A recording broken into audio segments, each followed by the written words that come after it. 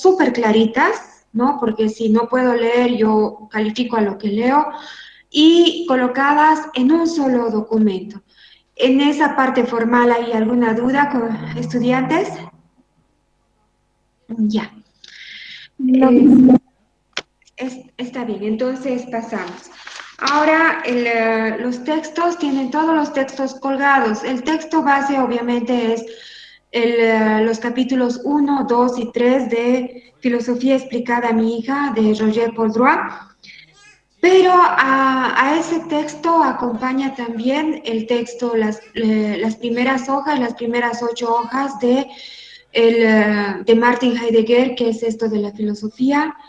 Acompaña también de forma importante los textos del el texto español que tiene que ver con el aparecer de la filosofía. Si mal no me acuerdo, voy- ay, no, no he traído mi pendrive, quería revisar, pero todos los textos que tienen ustedes colgados en la primera parte del perdón, del Classroom. Ay, ¿dónde están? Aquí están. Menos el banquete de Platón y menos el primer seminario de François Lyotard, que eso son los textos base del ensayo. Los otros textos, toditos los otros textos, la entrevista a Rorty, varios textos que tenemos, todos esos se incluyen para la respuesta del primer, segundo cuestionario y para la elaboración del cuadro matriz. Primer y el segundo cuestionario son individuales y la matriz es máximo 5 personas. Una matriz que también ustedes ya tienen el modelo de la matriz en Classroom, que puede ser en computadora o si lo hacen a mano alzada, está bien. Primero iremos entonces con los cuestionarios.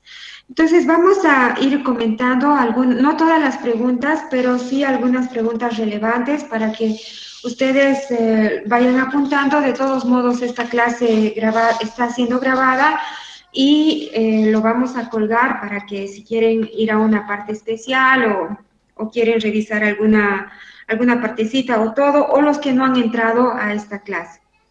Del primer control de lectura, que es análisis, control y lectura, tenemos 3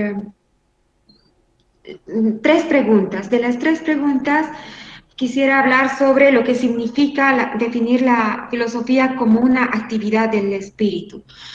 Esta actividad del espíritu en la antigua nomenclatura no se refiere a algo religioso, ¿no? No tienen que confundir la concepción del espíritu judeo-cristiano con la concepción del espíritu filosófico de los griegos.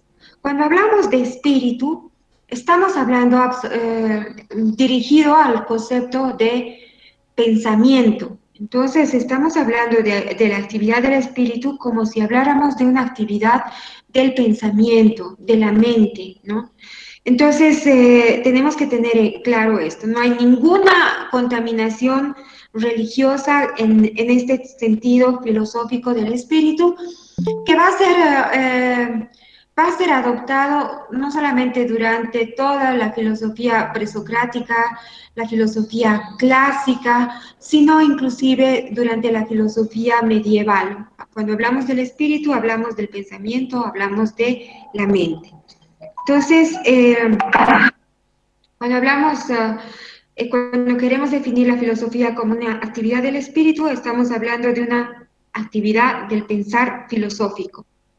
¿Y qué hace falta para que se dé esta actividad, esta apertura del espíritu, de esta actividad filosófica? En primer lugar, el ejercicio de la libertad. Tenemos que ser espíritus, pensamientos libres, ¿no? Para iniciarnos en el acto de filosofar, tenemos que ejercitar nuestra libertad. No podemos pensar bajo dogmas. La primera liberación es liberarnos del pensamiento dogmático, de las trabas del dogmatismo, ¿no? Que es inamovible. Por eso, en la Edad Media, cuando la razón estaba sujeta a la fe, era imposible avanzar. Fue necesario un quiebre, una ruptura, una liberación del dogma de la fe para poder realmente ejercitarnos en el acto de filosofar. Esa libertad de pensamiento significa también tener una apertura mental, estar abiertos a todas las argumentaciones, ¿no? Al análisis exhaustivo, minucioso, libre de trabas, sin prohibiciones, sin censuras, rompiendo no solamente los dogmas, sino los estereotipos, rompiendo nuestras tradiciones y en realidad también rompiendo con lo que ya van a ver en el cuadro del acto de filosofar, con la cotidianidad. La cotidianidad, quehacer cotidiano, lo que nos rodea el día a día, el pensamiento familiar, las costumbres, las tradiciones, los estereotipos, los dogmas, la moda, el, mm, qué sé yo, las tradiciones, las costumbres, todo eso que nos impide pensar libremente son un obstáculo para pensar, para el pensamiento filosófico y tenemos que dejar de lado en el ejercicio absoluto de nuestra libertad de pensamiento. Entonces, sobre todo, alejándose de lo dado, de lo establecido y, por supuesto, de la cotidianidad que viene a ser un estorbo para la filosofía. Cuando ustedes tengan que responder qué es esto de la cotidianidad, ustedes no solamente tienen que describir qué es la cotidianidad, ¿no? Describir claramente qué significa la cotidianidad, sino también decir que la cotidianidad es un estorbo para el ejercicio libre del pensamiento filosófico. Es un estorbo, es una piedra, un obstáculo para, para esta actividad del espíritu que es del pensamiento. Después de esta introducción, que está entre la página 11 y 13 del Paul Droit, pasamos al capítulo 1 y algunas de sus preguntas importantes. Eh, por ejemplo, la pregunta número 5 dice, ¿en qué consiste la actividad la actividad de la filosofía? Primero, indicarles que la filosofía no es solamente, sino va más allá de eso, de ser una actividad histórica. Particularmente yo no tomo, si bien la filosofía se nutre de la historia, del pensamiento filosófico, y que en su actividad y en su método está el diálogo con otros pensamientos, con otras corrientes, ya sean contemporáneas o ya sea que estén inscritas en el pasado. Por ejemplo, no se puede hablar de filosofía política sin continuamente hacer referencia a Platón o a Aristóteles o a Maquiavelo o a los filósofos de la Edad Moderna, ¿no? La filosofía es un continuo diálogo con los actores contemporáneos y también con los actores del pasado histórico del pensamiento filosófico. Pero la filosofía no es eso, no es un mero listado histórico inscrito en el tiempo, no es una mera recitación de las múltiples teorías y pensamientos que han surgido en el transcurso de la historia. La filosofía se centra en el acto del filosofar.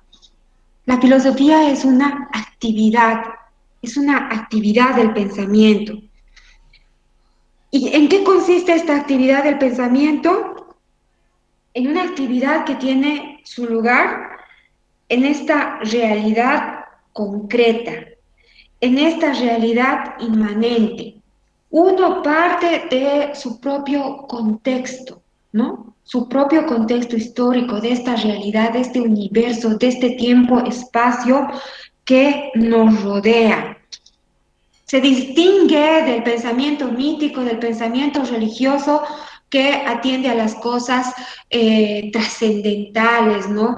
De las cosas que van más allá, de los espíritus, de cosas que tienen que ver con la fe, con la imaginación, ¿no? Para la actividad filosófica, entonces, esta actividad filosófica parte de la realidad que nos circunda, que es esta cotidianidad, que a la vez es nuestro punto de partida, pero también es nuestro obstáculo. Es esta actividad que nos busca a buscar la verdad en el mundo de las ideas, en un principio, y que nos busca siempre, ya no sea también en el mundo de las ideas, que es algo que se quiebra a partir de la modernidad, sino que también nos impulsa a buscar, como dice Foucault, las ideas teniendo solamente como sostén los argumentos racionales, ¿no? Es una actividad que consiste también en la puesta en paréntesis de las verdades que nos circundan, de las opiniones que están alrededor nuestro, ¿no? De las convicciones, las creencias, de los imaginarios de uno o del otro. Hay que poner en duda uno de los puntos de partida más importantes para la actividad filosófica es la duda, la sospecha, como dirá el maestro de los maestros de la sospecha, juntamente con su padre que fue Schleiermacher, ¿no? Una parte importante de la actividad filosófica es la puesta en duda de esas verdades, de esas creencias, de esos estereotipos, de las tradiciones que aparecen en nuestra cotidianidad. Poner en duda, poner en bajo sospecha, ¿no? Es algo importante para el desarrollo de la actividad filosófica. Y por supuesto, esta puesta en sospecha nos lleva a algo importantísimo de esta actividad filosófica, que es tratar de distinguir las ideas verdaderas de las ideas falsas, lo que es verdadero de lo que es falso. En este mundo actual que está dominado por los fake news, las falsas verdades, ¿no? O las verdades a medias. Es este mundo de la posverdad que circula sobre todo en las redes sociales. Qué importante la actividad filosófica para encontrar la verdad. La verdad nos hará libres, dice incluso, ¿no ve? La, el Nuevo Testamento.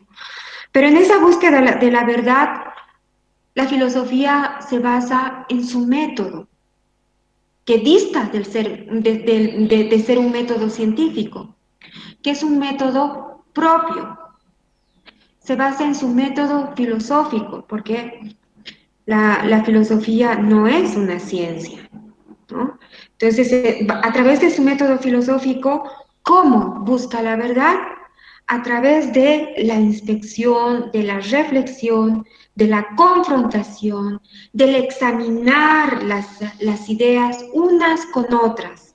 Hay una verdad para ver si nosotros consideramos que esa verdad, que ese axioma, que esa oración, que ese hecho, que ese evento, que ese fenómeno sea cierto, entonces, bajo el método filosófico, en esto que es la actividad filosófica, hay que inspeccionar. Hay que reflexionar sobre ese hecho, ese evento, esa proposición. Hay que confrontar, ¿no? Esta idea con la otra idea. Hay que examinarla con lupa. Hay que distinguirla y hay que someterla a la prueba, pero no a la prueba científica. Eso corresponde al método científico, sino a la prueba de la razón. Entonces, todo esto que les he dicho es para la pregunta número 5 y ya se van dando cuenta ustedes que las respuestas no son de 2 y 3 líneas, sino son de amplio y fundamentado desarrollo. ¿Alguna pregunta hasta el momento? Pueden levantar la mano o directamente intervenir. Otra pregunta importante es, ¿para qué sirve la búsqueda de los filósofos? ¿Para qué esta actividad filosófica? ¿Para qué tomarse el trabajo de buscar la verdad? ¿Para qué tomarse el trabajo de aplicar el método filosófico, que es un método fastidioso porque además uno nunca llega a la verdad absoluta? La intencionalidad es la búsqueda de la verdad, pero al final de cuentas es difícil decir, aquí está la verdad redonda y lironda. A través del método filosófico, las verdades fundamentales, esenciales, ¿no? El deber ser, porque son 2 líneas en esto de la filosofía. La línea del deber ser y la línea de lo esencial, lo fundamental. Para llegar a lo esencial o lo fundamental o de determinarlo el deber ser de las cosas, no hay un camino final. No hay el final del arco iris en la filosofía. El camino no es lineal, y llegamos al tesoro de la verdad. No es un camino recto, líneo, que nos llega al final teleológico de las cosas, sino es un camino circular. Buscamos la verdad, buscamos el mejor modo de dar respuesta a las cosas, el mejor modo de ver cómo debe ser la política, cómo debe ser el ejercicio ciudadano, de cómo deben ser las leyes, cómo debe ser el desarrollo humano, cómo debe ser nuestra relación con la naturaleza. No hay una sola, no hay un solo tratado que se diga, esta es la verdad filosófica que se ha encontrado al final del camino. Por tanto, la búsqueda de los filósofos sirve para, primero, intentar distinguir las ideas falsas de las verdaderas. Esa es una actividad en grande y en pequeño. Es una actividad que nos sirve personalmente, sirve a la sociedad, sirve a los grupos. Entonces es importante siempre iniciarnos en la actividad filosófica, cada uno de nosotros, aunque no seamos filósofos, pero ya sea personalmente, de forma individual, ya sea como profesionales o ya seamos como filósofos, hay que intentar en el ejercicio de nuestro libre pensamiento buscar nuestra verdad en primer lugar, la verdad de cada uno. Mi verdad, la que me sirve para guiar mi camino en la vida, mi verdad que me sirve para buscar y alcanzar los ideales que yo me trazo, pueden ser diferentes al camino trazado por otra persona. En mi caso, por ejemplo, yo les puedo decir, yo soy feminista. ¿Qué es lo que como feminista mi ideal? Es buscar una sociedad justa, ¿no? Equitativa, iguales entre todos. Como feminista de la actualidad que soy, busco la igualdad de clases. Yo no puedo ser una feminista, ¿no? Urbana, que no distingue que la clase es importante en la construcción de las desigualdades. Soy una feminista que atiende a las diferencias de los indígenas, que hay mujeres indígenas, que hay mujeres urbanas, que hay mujeres metaleras, que hay mujeres de eh, comunistas, que hay diversidad de colectivos de mujeres, donde hay niñas, donde hay ancianas y que todo el mundo tiene una vivencia distinta, pero que para todos ellos se debe buscar la justicia social, la igualdad de oportunidades, el trato justo, ¿no? Como feminista busco un ideal de una construcción de una sociedad no violenta, que no sea violenta con los gays, con las lesbianas, con las mujeres, con las niñas, con los niños, sino también que no sea violenta con los hombres. Entonces, mi construcción de ese ideal para eso me va a servir pues mi búsqueda, mi verdad, mis verdades, mis ideales son distintos a otro ser humano, a otra mujer, a otro varón, a otro hombre, a otro estudiante que tendrán otros valores y otros ideales. Pero en mi búsqueda, en el ejercicio libre de mi razón, yo voy a tratar de distinguir qué es lo falso, qué es lo verdadero. Y esto me va a llevar, en primer lugar, a vivir mejor porque voy en primer lugar, conocerme a mí misma. La filosofía sirve para conocerte a ti mismo, a ti misma. Qué importante, antes de conocer la realidad, los problemas fundamentales por los que estamos rodeados, qué importante conocerte a ti mismo. Es como el quererte a ti mismo, ¿no ve? El mandamiento ese que dice, primer mandamiento es amar a tu prójimo como a ti mismo. ¿Cómo vas a amar a tu prójimo y ser amado si no te amas a ti mismo? Sí, los que han leído a Alicia en el País de las Maravillas, que es un libro súper interesante, ¿no? Cuando Alicia le pregunta al conejo si la ama y el conejo le dice no. Y la pobre Alicia se queda compungida, desolada y deshecha. Y ahí el conejo blanco le dice, mientras tú no aprendas a amarte a ti misma, no puedes esperar que el resto te ame. Primer mandamiento, amarse a uno mismo. ¿Y cómo uno puede amarse a uno mismo si no se conoce y no se acepta en sus virtudes y en sus defectos? Qué importante es Sócrates, el filósofo, para la humanidad, para nosotros mismos, más que Pablo Coelho y todos esos escritores del secreto y demás vainas. Conócete a ti mismo, conócete a valorarte en tus virtudes y en tus defectos, porque algunos defectos de nosotros son el cimiento importante de nuestra personalidad, que hay que trabajarlos, sí, pero que son importantes. Conócete a ti mismo. La primera, ¿para qué sirve la búsqueda de los filósofos? ¿Para qué sirve la búsqueda de la verdad? ¿Para qué sirve la filosofía? Para conocernos a nosotros mismos en nuestras virtudes y en nuestros defectos, en nuestras múltiples inteligencias. Yo siempre le digo a mi hija, yo tengo una inteligencia analítica y tendría que haber sido, y lo he sido durante muchos años de mi vida, que no he logrado saber qué tipo de inteligencia yo tenía, cuáles eran mis capacidades, y he perdido tiempo siendo counter, siendo guía de turismo, siendo secretaria ejecutiva, siendo comerciante, siendo pequeña empresaria, emprendedora. Años de mi vida yo he perdido sin saber que mi capacidad más importante era mi capacidad analítica.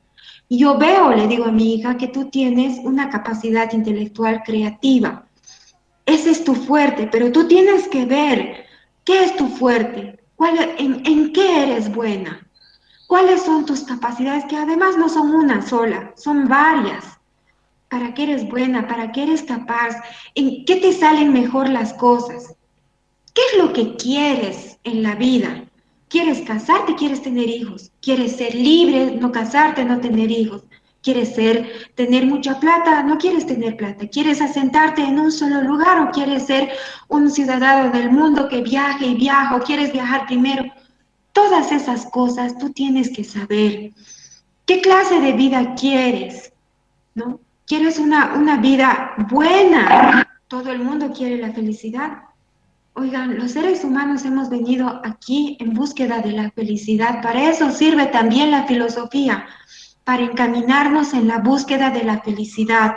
Porque no me vengan a decir a mí que hemos venido a este mundo a ser infelices, a ser golpeados, a pasar por esta vida como si pasáramos por un valle de lágrimas. Para eso también sirve la filosofía, para ayudarnos en la búsqueda de nuestra felicidad. Nos sirve también, como dice Richard Rorty. Lean la entrevista que está colgada también como parte del material para que ustedes respondan esta pregunta. para combatir la injusticia de la experiencia cotidiana, ¿no? Porque hemos venido también no solamente para buscar la felicidad hedonista de nosotros mismos, sino para lograr, como los antiguos griegos, ¿no? Que era el máximo de las virtudes, buscar la felicidad del bien común. Más loable que buscar tu propia felicidad, que es importante, es también buscar la felicidad del bien común de tus conciudadanos, de tu familia, de tus conciudadanos, de tu pueblo, de tu país, de tu nación. Entonces, en eso también, en esa búsqueda del bien común, de la felicidad común, vas a combatir las injusticias. Nos ayuda, como dice también Ortega Gasset, a ubicarnos en la vida cuando estamos perdidos. Qué importante de acudir a la filosofía como, como un norte, como una guía para encaminar nuestro rumbo. Cuando estamos perdidos, cuando sucumbimos ante las crisis existenciales, que son buenísimas, las crisis existenciales son una maravilla para el punto de inflexión. Qué importante la filosofía, como dice Ortega y Gasset. Los muy jóvenes seguramente lo conocen a Harry Styles. ¿Lo conocen a Harry Styles, chicos? De One Direction. Sí. Bueno, no, para Harry Styles, por ejemplo, hay un autor filosófico que le ayuda muchísimo. Es Bottom. No me acuerdo ahorita el nombre el nombre de pila de Bottom, pero si gustan ustedes, yo se los puedo dejar en fotocopiadora. Creo que no hay en PDF, pero si hay en PDF se los subo. Todavía no había el año pasado. Las consolaciones de la filosofía. ¿Cómo te ayuda la filosofía en momentos que están en crisis? Un libro súper popular de un filósofo que nos sirve cotidianamente, como nos sirve la filosofía para salvarnos de las crisis, de nuestras dudas existenciales, nos sirven para encaminar nuestro rumbo en la vida. ¿No? Entonces, fíjense que los diferentes autores, ¿no? Como Séneca, ¿no ve? Que nos dice que la filosofía nos sirve para encontrar nuestra libertad. Muchos tantos autores que nos ayudan a encaminar, tantos filósofos que hay que podemos abrazar a uno de ellos para ayudarnos a caminar juntamente con ellos. A algunos les gustará Maquiavelo, otros les dirán, no, este es muy práctico, prefiero a Sócrates, no, prefiero a un Epicuro, ¿no? Que ve la vida buena, la vida bella, alegre, en comunidad, o a un estoico como Séneca, ¿no? Que me ayuda a pasar con estoicismo valientemente, con dignidad, por los sinsabores, por las injusticias de la vida, en fin, hay para todos los gustos, para eso también sirve la filosofía. Entonces, a ver otra, si hay alguna duda, no duden siempre en interrumpirme. Otra pregunta. Mm,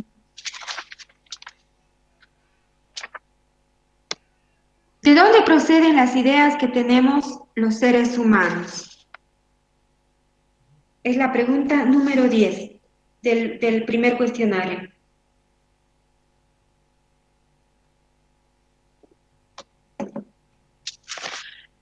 Las ideas están afuera, pero también están nosotros, ¿no? Las ideas van circulando en el mundo que nos rodea, en el mundo externo, en el mundo de la cotidianidad. Entonces, lo que hace la filosofía es permitirnos preguntarnos por lo que vemos cotidianamente todos los días. Por eso la filosofía es parte de nuestra cotidianidad, de nuestro día a día, no es algo extraordinario. Los filósofos son gente como nosotros que lee, estudia, come, tiene sinsabores, tiene problemas maritales. Son, son gente como nosotros. Nosotros somos filósofos en potencia en algún momento de nuestra vida. como también somos poetas en potencia, malos poetas, buenos filósofos, malos filósofos, tenemos la capacidad de pensar sobre nuestra realidad de manera filosófica, de manera profunda, ¿no? De manera lógica y racional. Entonces, las ideas que están circulando, que nos rodean en nuestra cotidianidad, nos permiten preguntarnos, ¿no? Por ellas, porque son parte de nuestras vidas, porque provienen, por ejemplo, de las instituciones.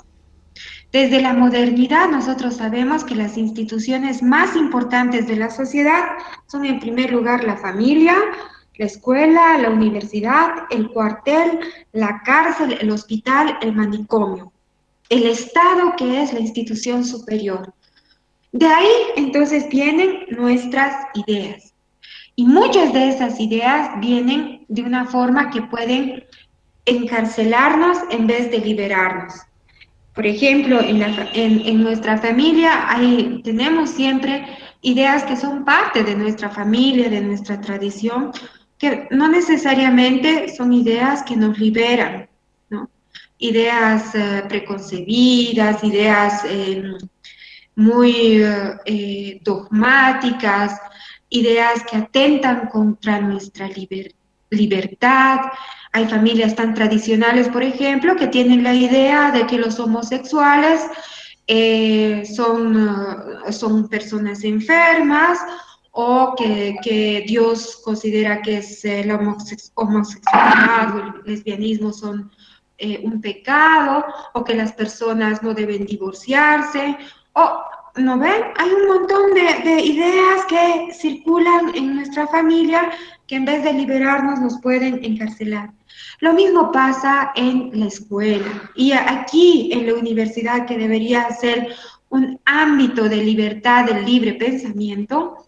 Sabemos muy bien que a través de nuestra estructura académica, pedagógica, a través de nuestros docentes, en vez de que esto sea un ámbito de cultivo de la libertad de pensamiento, a veces es una cárcel para el pensar. Ya he hablado de las tradiciones. Tenemos a veces tradiciones, ya sea que vengan de nuestra tradición, de la cultura indígena, del catolicismo, del cristianismo, de las diversas sectas, que también muchas veces nos impiden la libertad de pensamiento y que nos transmiten ciertas ideas rígidamente concebidas. Yo que estoy inscrita en la religión católica, por ejemplo, sé que los dogmas son algo que tienes que aceptar y no discutir. Y hay algunas cuestiones del Antiguo y del Nuevo Testamento que vienen establecidas, ideas establecidas como dogmas de fe y que son sumamente peligrosas para el ejercicio no solamente de la libertad, sino para la convivencia. De la cultura, ustedes saben que hay culturas en el mundo que son terriblemente dogmáticas, autoritarias y que atentan contra las libertades, no solamente de pensamiento, sino físicas de las personas. Por ejemplo, esas culturas donde a las pobres niñas de 10 o 12 años ni se les pregunta siquiera si se quieren o no casar y se las casan con hombres de 40, 50, 60 años. No se olviden que, por ejemplo, en la tradición judeo-cristiana, la Virgen María tenía 14 años cuando supuestamente dio a luz a Jesucristo. Y el padre putativo, José, era un hombre ya absolutamente mayor de más de 40 años. Entonces, ojo con las tradiciones culturales o de los medios de comunicación y de las redes sociales. ¿Cuántas posverdades, cuántas verdades a medias circulan por las redes sociales? Uno no tiene el cuidado de verificar las fuentes y de repente dice, no, la sociedad científica de tal país dice esto. Una barbaridad y claro, porque una sociedad científica o un científico tal ha dicho tal cosa, uno cree que es verdad. La creencia es entre comillas, enemigo del pensamiento filosófico. Yo creo, a mí me parece que, yo creo que son cuestiones que en el pensamiento filosófico hay que poner en duda, hay que cuestionarse. Y por supuesto, de todos los sistemas en el que estamos insertos y que nos manipulan y nos domestican para no interpelarnos. ¿Cómo no interpelar en este momento este sistema capitalista depredador, depredador de la naturaleza, depredador de las culturas subalternas, depredador de los niños, de las mujeres? Es un sistema que uno debería cuestionar, o del sistema patriarcal o de los sistemas consumistas. La moda nos ha domesticado, hay que tener el último grito de la moda, hay que vestirse a la moda, hay que tener las nuevas tecnologías, la felicidad condicionada al consumismo de las cosas y de la moda. Entonces, de ahí vienen las ideas que nos rodean, están circulando en esta cotidianidad. ¿Qué significa la pregunta número 12? Que la filosofía es una actividad crítica. ¿Por qué la filosofía es ante todo una actividad del pensamiento, pero no una actividad de cualquier tipo de pensamiento? Yo puedo pensar para estudiar. Cuando yo estoy estudiando, por mucho que estudie, no de memoria, sino muy haciendo cuadros mentales, sinopsis, cuadros comparativos, como a mí me gusta que estudien, no estoy haciendo una actividad filosófica. Cuando yo me levanto en la mañana y pienso en la inmortalidad del cangrejo y digo, ay, me da flojera ir a trabajar, o cuando yo estoy pensando, ¿y qué estará haciendo mi hija? O cuando ustedes piensan que, ¿qué estará haciendo mi novio? Seguramente me está poniendo cuernos con fulano, mengano o perengano. No estamos haciendo una actividad filosófica, no estamos pensando filosóficamente.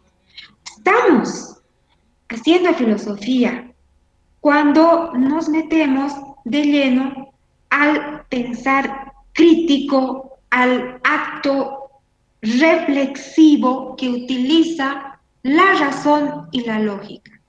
Martin Heidegger dice que la administradora de la filosofía es la razón, ¿no? Es la razón lógica, es la que administra el libre pensamiento. Tenemos otros tipos de pensamiento. Eso es lo lindo. Tenemos el pensamiento imaginativo, el pensamiento sensible, el pensamiento, todo tipo de pensamientos.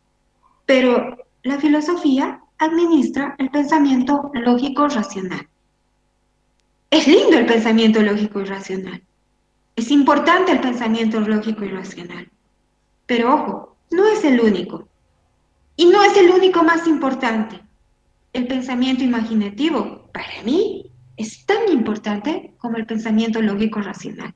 Pero la filosofía se administra en esto que también ha servido de muchísimo al curso de Occidente y al curso del desarrollo de las ciencias, ¿no? De las ciencias duras y de todo tipo de ciencias, que es el pensamiento lógico racional que, ¿no ve? Que administra a la filosofía. Entonces,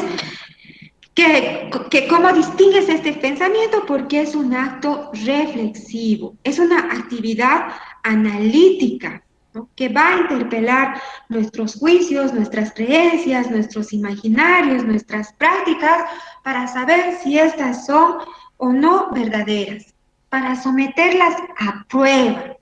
Es como hacer una purificación, ¿no ve? De nuestros pensamientos. La filosofía sirve para hacer una depuración, una purificación, una limpieza.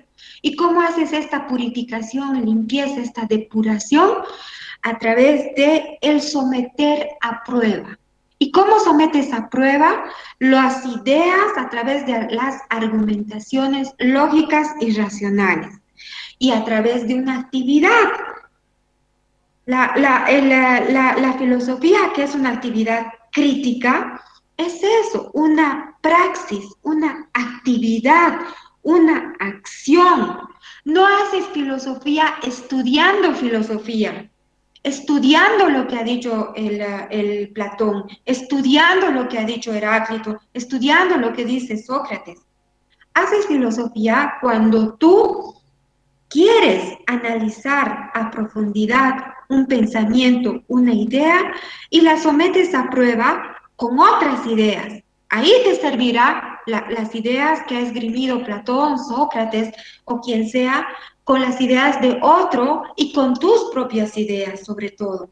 Entonces, hay que tener en cuenta que la filosofía como una actividad crítica significa una acción, una práctica, un modo peculiar de pensamiento que nos sirve para, mm, para llegar a una verdad. Y cuando les digo un modo, hay que tener en cuenta que la filosofía es un modo de pensar distinto.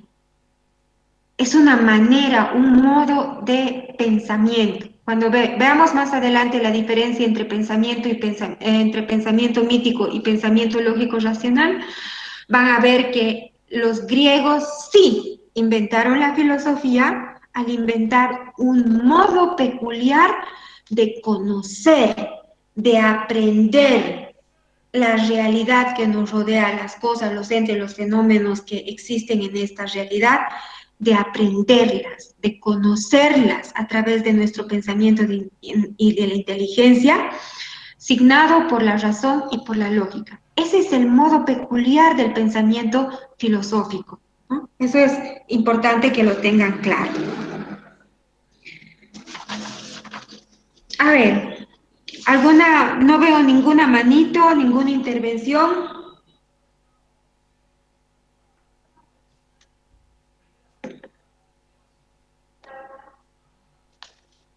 Con esto que les decía, también ya hemos dado respuesta un poquito a la pregunta número 13. La pregunta 13 dice, todos tenemos opiniones, creencias, convicciones, ¿no? Ya sean políticas, uno es neferista, otro es masista, otro es pitita, otro es comunista, qué sé yo. Tenemos convicciones religiosas, puede ser budista, cristiano, católico, judío, morales también, éticas, morales. ¿Qué se requieren para que estas opiniones, estas creencias, estas convicciones sean consideradas filosofía? ¿De qué tipo de pensamiento se alimenta la filosofía? Ya les había indicado y vuelvo a recalcar en esta parte para la pregunta 13 que el pensamiento filosófico es distinto del pensar común, es distinto de estudiar, es distinto del pensamiento imaginativo, ¿no? Es diferente de tener pensamientos creativos o comunes, cotidianos, ¿no? Es diferente. Este pensamiento tiene un modo distinto de ser signado por la lógica y la razón. Ese es su estilo. El pensamiento filosófico tiene un estilo propio, un estilo distinto, que está también marcado por su método. Es un pensamiento profundo, es, una, es un pensamiento además que nunca va en línea recta. El pensamiento filosófico, para resumir, es un pensamiento distinto, que tiene su estilo propio, su modo de conocer y expresar la realidad basado en un método que también le es propio. Ese método es el método lógico-racional. Por tanto, lo que distingue al pensamiento filosófico al acto de filosofar es ese modo especial que está administrado por la razón y por la lógica. Eso que le distingue, ¿ve? Lo racional, lo lógico, que va siempre de un modo circular. Nunca llega a un final. El pensamiento filosófico es circular y no tiene fin. ¿De dónde nace la filosofía? Esto le sirve también para el cuadro del acto de filosofar. ¿De dónde nace la filosofía? ¿Dónde está su comienzo? ¿Qué genera en nosotros? Cuando yo pregunto dónde nace la filosofía, no espero que me respondan en el mundo griego, ¿no? Nace la respuesta, la dirección de la respuesta nos está llevando al Taomasein, a la piedra fundamental, al núcleo duro de la filosofía, que es el asombro, ¿no? Si se han fijado en las instrucciones del cuadro del acto del filosofar, van a ver que uno de los términos que yo les pido que definan es el asombro, el Taomasein griego.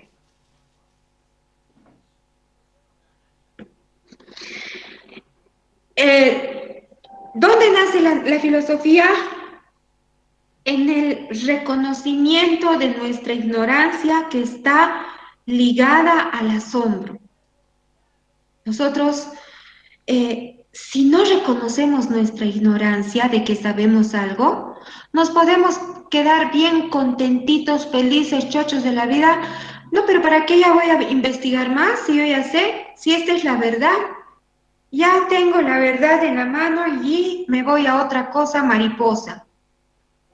La actividad filosófica comienza cuando nosotros empezamos a dudar de algo y empezamos a sospechar que hay algo más detrás de eso que se nos ha dicho, de que hay algo que no nos está convenciendo, de que hay algo de lo que pensamos que posiblemente no sea verdad y que esa sospecha y esa duda nos está haciendo dar cuenta de que nosotros no sabemos todo lo que pensábamos que habíamos sabido, que hay esa duda y esa sospecha que nos impulsa a saber algo más o a saber del todo sobre algo que nos está perturbando, nos está incomodando, nos está molestando.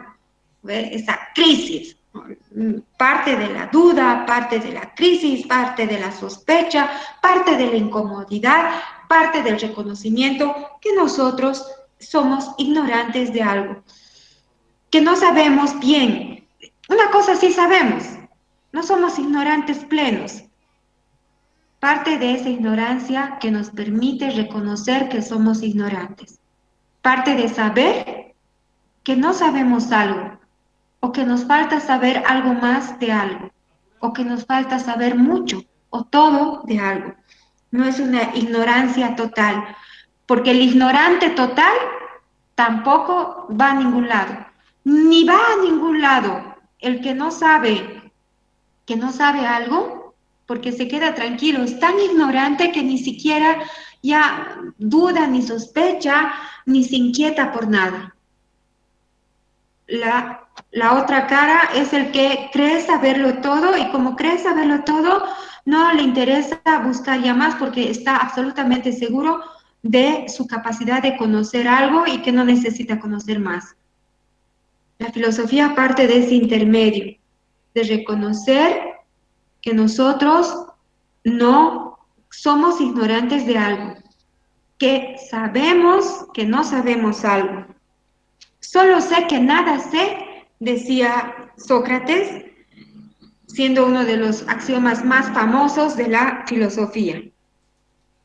Eso nos lleva, por supuesto, al asombro. Esa duda, esa incomodidad, esa perturbación nos lleva al asombro de saber que hay tantas cosas cotidianas que nosotros pensamos que lo sabemos, pero que bajo una mirada del pensamiento filosófico nos damos cuenta de que esas cosas cotidianas tan, qué sé yo, tan cotidianas, pues tan del día a día, que no son nada extraordinarias, al final de cosas se revelan como algo extraordinario, algo que no conocemos. En el Paul Drouin ustedes tienen el fabuloso ejemplo del número. Cuando el padre dialoga con su hija, entonces aparece ahí el acto de filosofar en todos sus pasos en la cotidianidad, en la crisis, en el taumacein, el asombro y en el retorno, perdón, en la extranjería y en el retorno. Acuérdense cómo va el problema del número. ¿Qué es esto del número? Le dice el padre. La pregunta filosófica. No se olviden, hay dos preguntas filosóficas. La más importante de la pregunta filosófica es, ¿qué es esto de? ¿Qué es esto en lo esencial, en lo fundamental del número? ¿Qué es esto del tiempo? ¿Qué es esto del lenguaje? ¿Qué es esto de la comunicación? ¿Qué es esto del derecho? ¿Qué es esto de las ciencias? ¿Qué es esto del medio ambiente? ¿Qué es esto de la valentía? ¿Qué es esto de la virtud? ¿Qué es esto de la belleza? ¿Qué es esto del amor? ¿Qué es esto? O su otra variante, pero que es lo mismo. ¿Cuál es la idea? ¿Cuál es la idea de la filosofía? ¿Cuál es la idea del lenguaje? ¿Cuál es la idea de la virtud? ¿Cuál es la idea de la comunicación? ¿Cuál es la idea de las ciencias? Y la otra pregunta que no se la desarrolla muy bien en el Paul Droit, pero que es parte también del quehacer filosófico, es ¿cómo debería ser? ¿Cómo deberían ser las relaciones familiares? ¿Cómo debería ser esto de las leyes? ¿Cómo debería ser el buen gobernante? ¿Cómo debería ser la política? ¿Cómo debería ser la comunicación? ¿Cómo? ¿Ves? Entonces, en estamos, ¿de dónde nace la filosofía? De una cotidianidad, de un estar en un espacio-tiempo cotidiano, de esta realidad que nos circunda, que nos lleva a reconocer que hay algunas cuestiones cotidianas que parecen simples, parecen del día a día, pero que al final no las conocemos. En el número, el padre le pregunta, ¿qué es esto del número? Y la chiquita recién se empieza a dar cuenta en el intento de dar respuestas que de verdad nunca se había hecho esa pregunta filosófica y nunca había intentado dar una pregunta, una respuesta filosófica. Y da respuestas en círculo, pero como que se va acercando, por lo menos se va acercando, reflexionando, analizando, poniendo en cuestión, confrontando sus respuestas, viendo que estas son falsas. Fíjense cómo va avanzando, desechando las respuestas que ella con su propia razón va construyendo y confrontándolas con la ayuda de su padre unas con otras. Ese es el método filosófico. Analizar, contrastar, sopesar, confrontar una idea, una respuesta, con otra idea, hasta tratar de llegar a la idea verdadera. ¿Llega la idea verdadera? No, no llega, pero hace el ejercicio del acto de filosofar que parte de esa cotidianidad. ¿Qué pasa en el camino? La crisis. Miércoles, le da rabia, le da, se incomoda, como que se molesta, le perturba, le fastidia. Ay, pero qué preguntón, qué fastidioso, ¿no? La crisis de reconocer que no había sabido la respuesta. Y ella pensaba que sabía, pero qué fácil, el número es esto, el número es lo otro. Y se da cuenta de que no sabe. Crisis. Y el asombro, que va juntito con la crisis, es que no se puede separar así, ¿no? Metodológicamente intentamos separar para tener el concepto claro, pero es difícil en el acto de filosofar separar la crisis del asombro, ¿no? Que ha surgido en este ámbito de la cotidianidad y es el origen de la especulación filosófica. El asombro de darte cuenta de que hay algo que puedes saber, que está ahí, lo ves cerca de ti y que tú no lo sabes. Entonces, nace, ¿no?, de esa posición del filósofo que desea el conocimiento, que quiere conocer, que duda de la realidad común que le rodea y que en esa realidad atisba que hay una verdad que se puede ir tras ella, ¿no? Y que le permite esa duda, ese deseo de encontrar la verdad, que se asombre del mundo y que vea en el mundo una relación de asombro que le permita ir en búsqueda de la verdad a través de su pensamiento, de libre pensamiento en el ejercicio de la razón. Significa entonces el asombro levantar la mirada más allá de lo cotidiano, de lo que se nos presenta habitualmente como lo normal, como lo conocido, para descubrir que aquello que parece una obviedad, en realidad no lo es, como lo del número o como lo del tiempo. Es la costumbre de ver las cosas todos los días que no permite ver lo maravilloso que está ahí presente en lo cotidiano. Por eso, por esa razón, la cotidianidad es un estorbo para la filosofía y el asombro constituye en ese abrir, ¿no? Con el deseo del saber, a conocer y reconocer las cosas que acontecen en este mundo, en esta realidad, en esta cotidianidad que nos circunda. La capacidad de asombro frente al mundo nos permite conocer nuevamente este mundo, a redescubrirlo nuevamente. Eso dice Donato Seti. Yo creo que la primera parte, como habrán visto, las respuestas son amplias, amplias, y no están solamente en el post-droit. Espero que esto les haya servido para tener algunos apuntes o para tener una mayor amplitud de esta mirada. Mañana nos encontramos 1 menos cuarto para la segunda parte del cuestionario. ¿Dudas, chicas, chicos, chicas, chicos? Al único chico que lo veo es al William.